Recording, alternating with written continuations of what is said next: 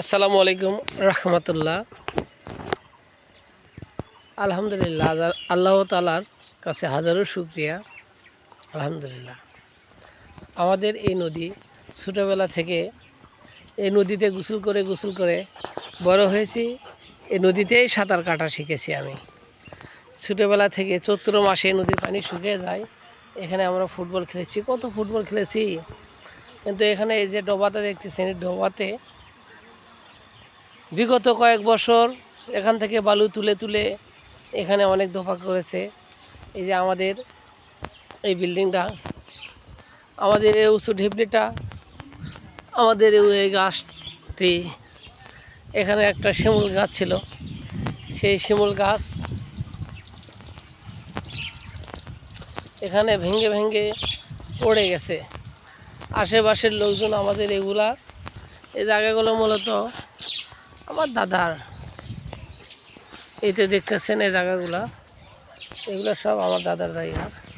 এখানে মানুষজন এখানে গোসল করে, সব কিছু করে। এখানে এই যে পানি নিয়ে যাচ্ছে আমাদের এখান থেকে, তো আল্লাহর কাছে কোটি শুকরিয়া যে কত মানুষ আমাদের এই জায়গাগুলো ব্যবহার করছে, এটা আল্লাহর কাছে কোটি শুকরিয়া। আমরা আসলে জীবিকার তাগিদে শহরে থাকি, এই তো গ্রামে এসেছি, গ্রামে আসলে ভালো লাগে।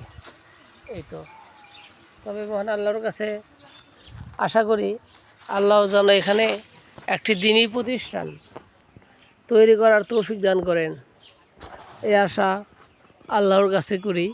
আল্লাহ যেন আমাদের এই নেক নিয়ত যাতে পূরণ করেন।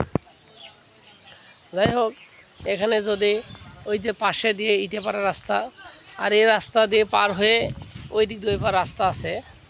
তো এখন যেহেতু এখানে বালু তোলার কারণে এই রাস্তা তো আর কখনো হওয়ার সম্ভাবনা নাই, কারণ এই রাস্তা চালু হতে গেলে ব্রিজ হতে হবে, আর ব্রিজ কবে হবে না কেউ বলতে পারবে না। আজকে এতে দেখা যাচ্ছে রাস্তা, ওই যে মানুষজন যাচ্ছে ওই রাস্তা দিয়ে, এখান থেকে দেখা যাচ্ছে এই পর্যন্ত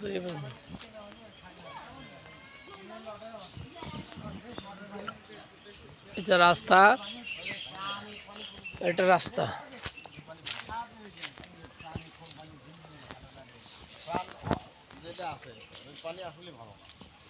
পানিও ভালো না, তার হলুদ আর মরিচের গুণ আমাদের